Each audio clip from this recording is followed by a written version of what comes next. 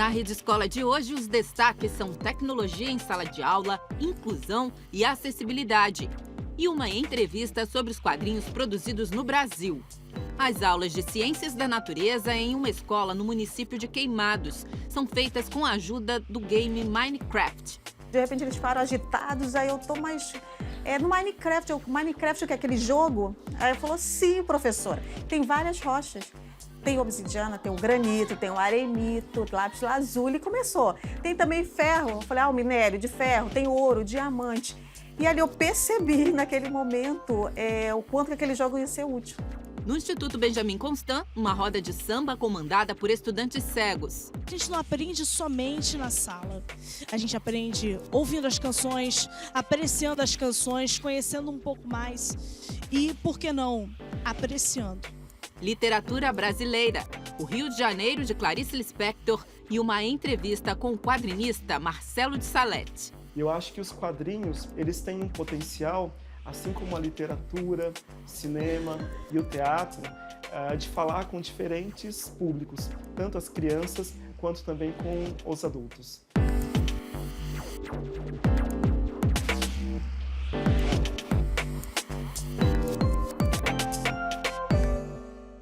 Em 2010, o Ministério da Educação incluiu no catálogo de cursos superiores de tecnologia o curso de Tecnologia de Jogos Digitais.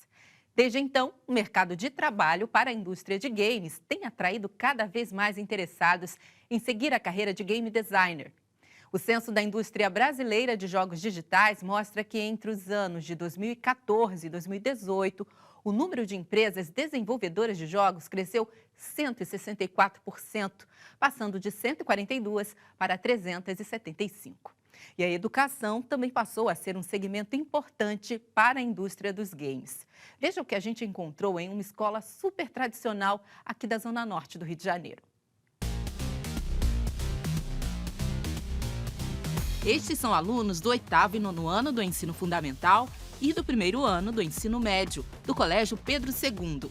Pelo menos uma vez por semana, eles se reúnem para atividades extraclasse, no núcleo de games, atividades e metodologia de ensino, o NuGame. A gente teve essa preocupação sempre de deixar muito marcado qual é o uso que a gente está fazendo na escola desses jogos eletrônicos, assim, né? Então é um uso pedagógico, é um uso para problematizar determinados temas, que às vezes a escola fecha as portas, mas que são necessários serem debatidos, né? Então esses jogos que aparecem na televisão, geralmente associados à violência, são esses jogos que a gente está utilizando aqui dentro, justamente para problematizar e dar outro uso para eles, assim, né? E aí ressaltando a importância dos responsáveis, né? Porque todos os alunos que fazem parte do núcleo têm uma autorização do responsável permitindo a utilização independente da classificação etária dos jogos.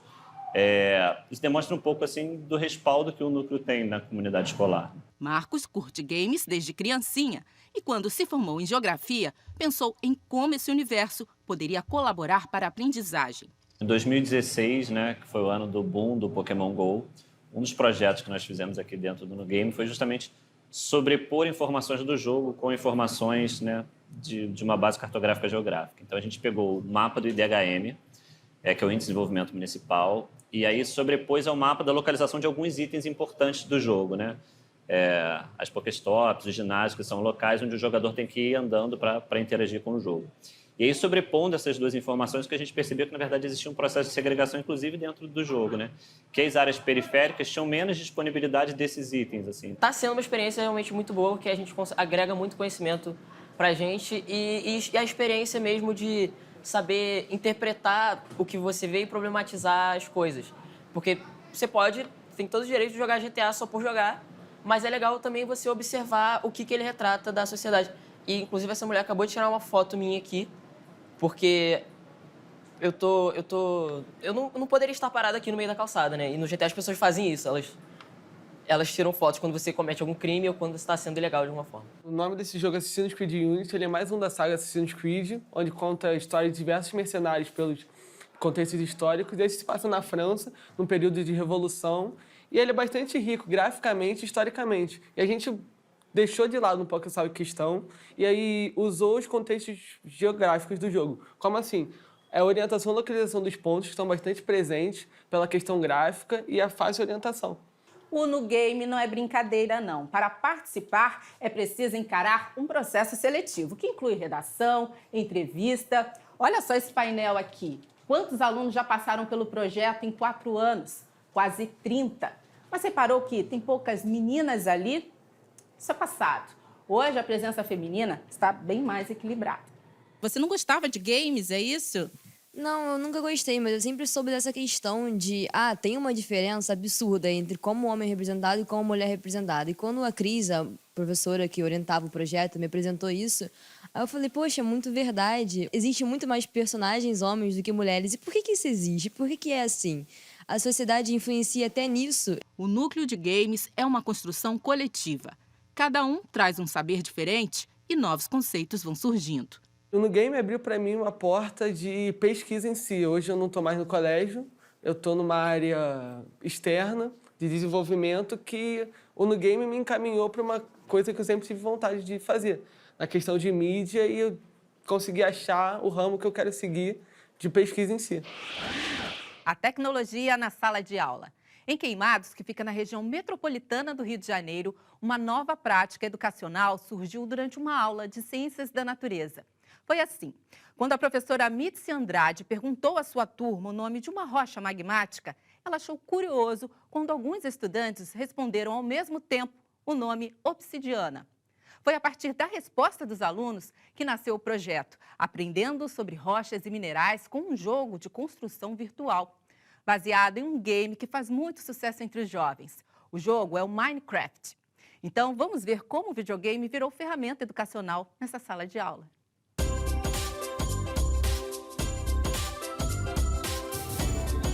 Eu estava em sala de aula, corrigindo exercícios sobre rochas, tipos de rochas. E aí eu pedi um exemplo de rocha magmática. E eu já estava pronta para escrever granito no quadro, porque é uma rocha comum, conhecida. E aí, de repente, um grita, obsidian, professora. Aí eu, obsidian? E aí eu falei assim, obsidiana? Ele, sim.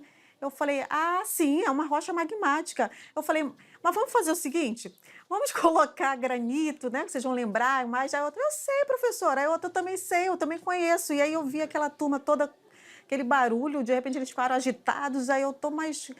no Minecraft, Minecraft, que é aquele jogo? Aí eu falou, sim, professora, tem várias rochas. Tem obsidiana, tem o granito, tem o arenito, lápis lazuli, e começou. Tem também ferro, eu falei, o minério de ferro, tem ouro, diamante. E ali eu percebi, naquele momento, o quanto que aquele jogo ia ser útil. Até 2011, segundo uma pesquisa da Folha de São Paulo, eram 40 milhões de usuários do Minecraft. 7 anos depois, o número quase dobrou. Com um detalhe, são 76 milhões de usuários do jogo da Microsoft por mês. Ao redor do mundo, 85 milhões de crianças utilizam a ferramenta como forma de aprendizagem. E na terra da companhia criadora do jogo, a Suécia, o Minecraft está na grade curricular. No Brasil, a professora percebeu que poderia ensinar ciências aos seus alunos do 6º ano do ensino fundamental por meio do famoso game. A gente tem que estar muito atento ao currículo que nós chamamos de currículo oculto do aluno, é o que o aluno traz. Né, as vivências, os saberes do aluno, você tem que conseguir perceber e trazer para a sala de aula. Quando a professora apareceu com o videogame aqui, o que você achou?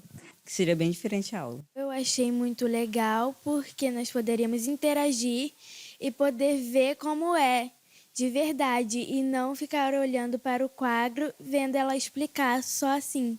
Eu já sabia do jogo e eu não sabia que a referência que tinha com a vida real. Mas a professora Mitzi foi além de jogar o game e dos questionários nos cadernos em salas de aula. Ela propôs a materialização dos blocos de rochas e minérios presentes no jogo Minecraft. Agora eu sei cada rocha, como é o nome que pode ser feito. Eu achei muito legal, porque eu acho bem divertido fazer desse jeito. Aprender assim é muito mais fácil. Hoje tem até uma frase muito comum que o pessoal bota nas redes sociais, que é ser muito difícil dar aula para quem não quer aprender. E eu até contesto, eu falo assim, que não, que eles querem aprender, eles são exímios aprendizes. Se você pegar um celular com alta tecnologia, eles ali em 5 minutos eles sabem mexer nesse celular e a gente demora mais. Então, eles são exímios aprendizes. O que acontece é que aquilo ali não está motivando ele, não motiva. E quando você percebe que você alcança de alguma forma, você conseguiu motivar, com certeza você fica satisfeito. Você diz, é esse o caminho, eu acho que é esse o caminho. A utilização de celulares e tablets, ela tira um pouco da atenção do aluno durante a aula. Depende do modo como a tecnologia é usada dentro de salas. Se for usada, por exemplo, para que facilite a explicação do professor, acho que é um bom uso. Uma coisa boa, porque a nossa era já está mais familiarizada com essa tecnologia de hoje. E isso também ajuda por causa das informações que tem na rede, das informações que você pode guardar num pequeno aparelho, entendeu? E isso facilita muito. Bom, eu acho necessário, mas com uso consciente também. É sempre bom estar utilizando a tecnologia a nosso favor. Dorival Caymmi escreveu em uma de suas canções mais conhecidas que quem não gosta de samba, bom sujeito não é. É ruim da cabeça ou doente do pé. Esse trecho da canção é tão marcante que virou ditado popular. No Instituto Benjamin Constant, no Rio de Janeiro, estudantes cegos e com pouca visão são protagonistas de uma roda de samba que, além de divertir, também ensina. Vamos ver.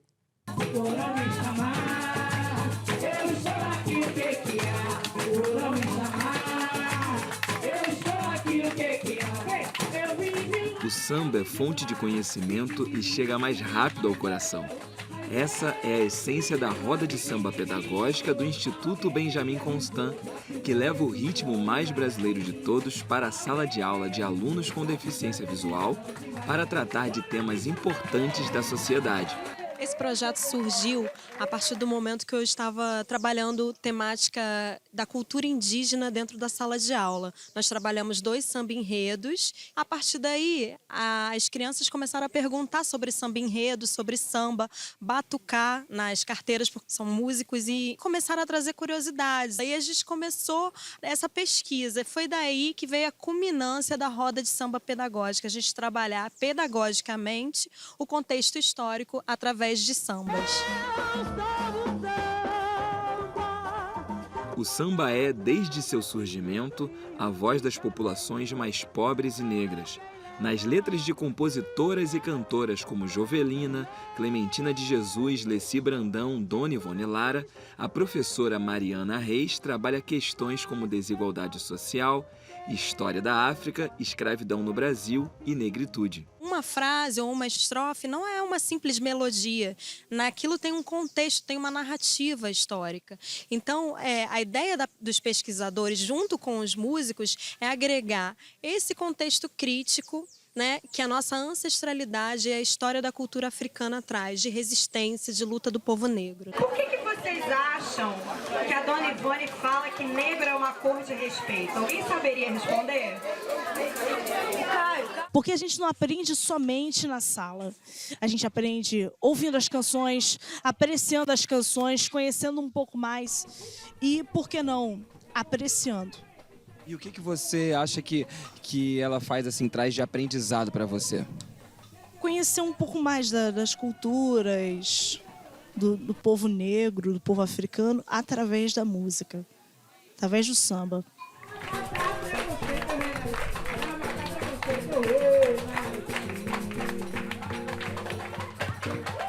Eu achei maravilhoso ver essas crianças aprendendo a história, que é uma história que em muitas escolas ela é invisibilizada, entendeu? Então eu achei maravilhoso ela ensinar essas coisas para essas crianças. Serão jovens, né, mais conscientes assim do lugar, dos espaços. Música é identidade, memória e pertencimento, né? A partir do momento que a gente traz um contexto de uma melodia junto com uma narrativa histórica, isso se torna prazeroso, se torna lúdico, se torna mais à vontade nesse universo escolar. Pele preta nessa terra é bandeira de guerra, porque eu vi se a Conceição a Dandara, pra matar preconceito eu renasci.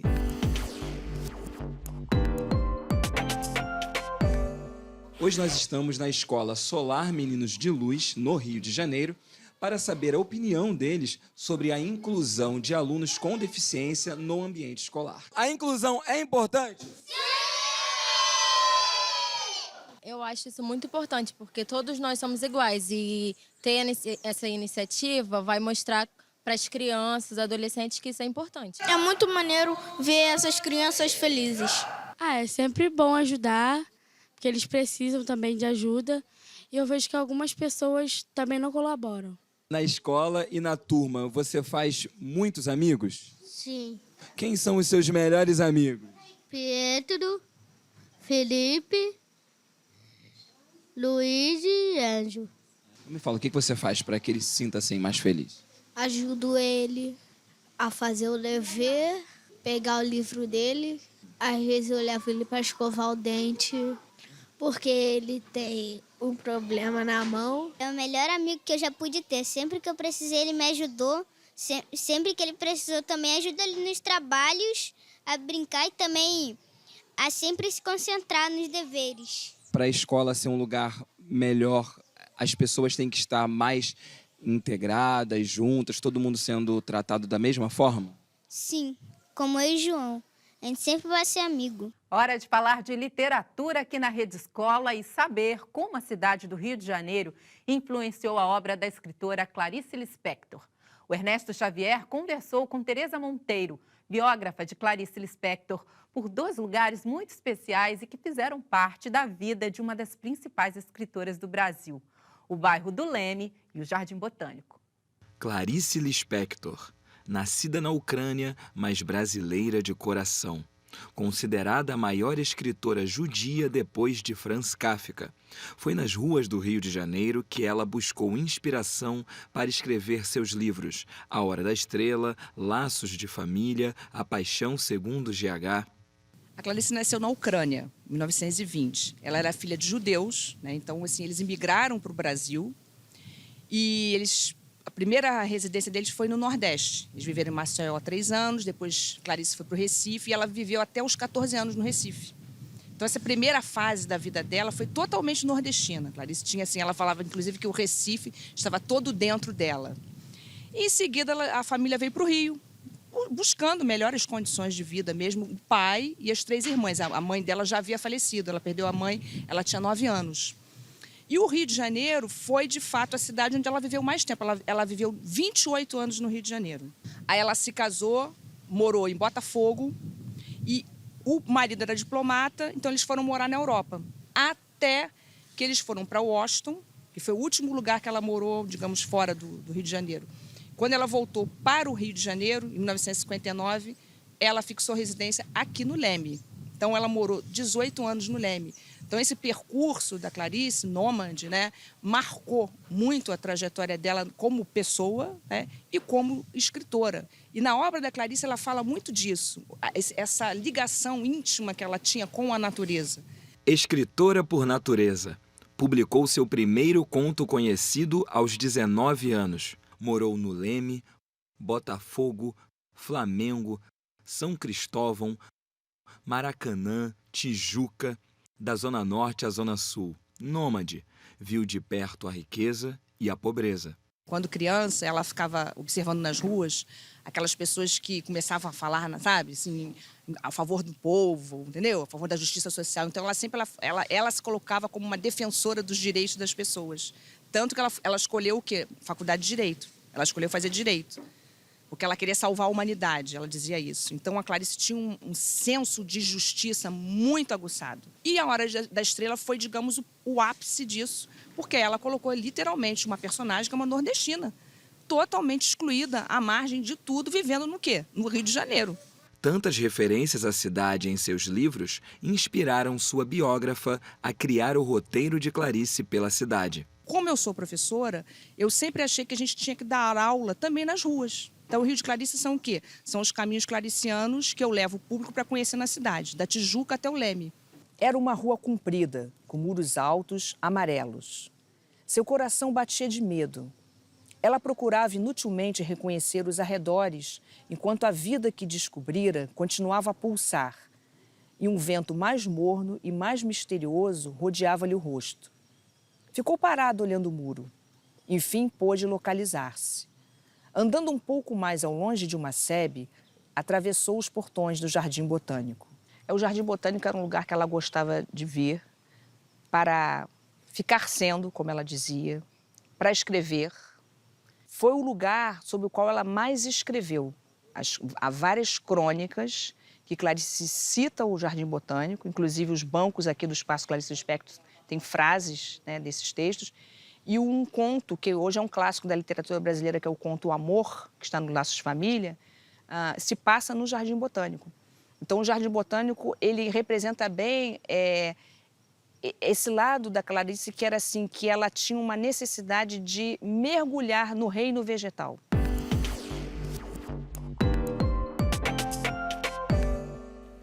Quem pega uma histórias em quadrinhos para ler não sabe o trabalho que dá para fazer. O processo de criação envolve os traços, as ideias, técnica e o estilo de cada profissional. Um dos maiores talentos da atualidade é o professor paulistano, mestre em História da Arte e quadrinista premiado, Marcelo de Salete. Marcelo, qual é a sua marca?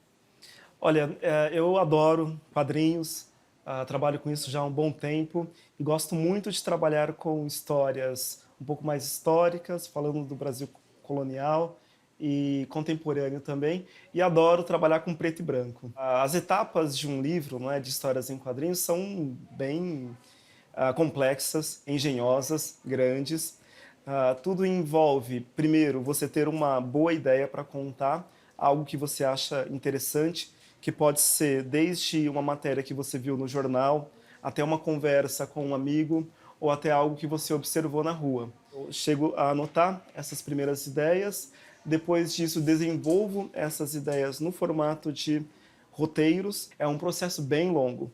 Em alguns casos, os quadrinistas trabalham com isso com uma equipe de trabalho. Então tem uma pessoa só para fazer o texto, outra só para fazer o desenho, outra para finalização, outra para cor.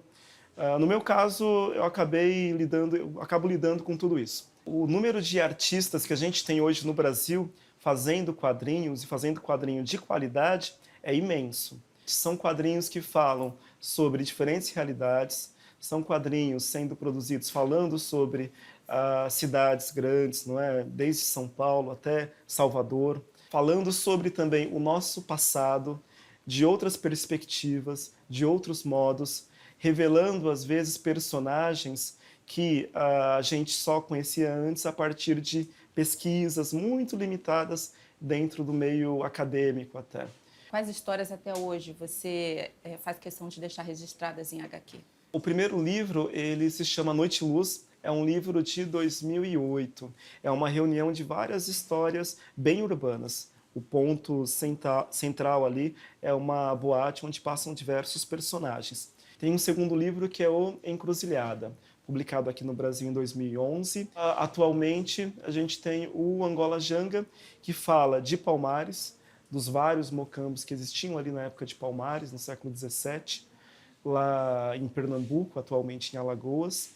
E esse livro aí foi publicado aqui, já foi publicado também na França, e a gente tem previsão de lançar ele nos Estados Unidos, em Portugal e também na Polônia. O Cumbi, ele chegou a ganhar o Eisner, que é essa premiação americana, muito importante, né, para o mercado de histórias em quadrinhos. O Cumbi, ele também foi indicado para leitura em escolas lá de Portugal. E o Angola Janga, ele recentemente, nesse ano, ganhou o Prêmio Grampo, que é um prêmio da crítica especializada em quadrinhos, e atualmente também uma outra premiação nacional, que é o HQ Mix. Você diria que os quadrinhos, eles têm sim uma missão educativa grande? E eu acho que os quadrinhos, por serem um veículo principalmente mediado a partir da imagem, eles acabam favorecendo esse vocabulário, vamos dizer assim, visual. Esse potencial de você ler, prestar atenção na imagem e tentar compreender ela em toda a sua profundidade. Eles têm um potencial, assim como a literatura, o cinema e o teatro, de falar com diferentes públicos, tanto as crianças quanto também com os adultos. São obras que estão sendo publicadas aqui e estão sendo publicadas no exterior também, e com pessoas interessadas em conhecer mais sobre o nosso país, sobre a nossa história, dentro de um contexto global também, e que muitas vezes chegam a isso primeiro a partir dos quadrinhos. Ponto final na Rede Escola de hoje. Para ver ou rever outras edições da nossa revista, acesse o site tvescola.org.br. E fique atento à nossa programação. A Rede Escola é exibida toda sexta-feira às 19 horas, aos sábados às 16 horas, aos domingos ao meio-dia e às segundas-feiras ao 12:30. E para quem vive no Rio, Grande Rio ou em Niterói, o nosso programa é exibido na Multirio, canal 26 da NET, toda terça-feira às 20 horas. A gente fica por aqui. Um beijo. Tchau.